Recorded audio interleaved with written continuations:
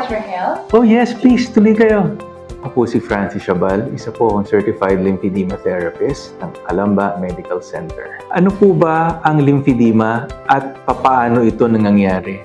Ang lymphedema ay nangyayari sa mga pasyente na nagkaroon ng damage sa kanilang lymph nodes or sa kanilang mga kulani. Ano-ano ba ang mga sintomas ng lymphedema?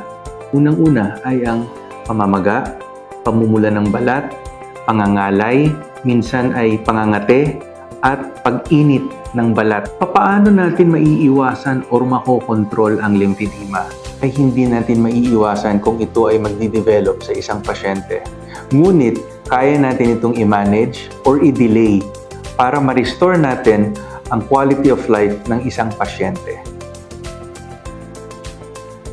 Ang lymphedema daw or manas ay kayang kontrolin sa pamamagitan ng pag-elevate or pagtaas ng apektadong braso or binti. Maaring maging effective in some acute cases.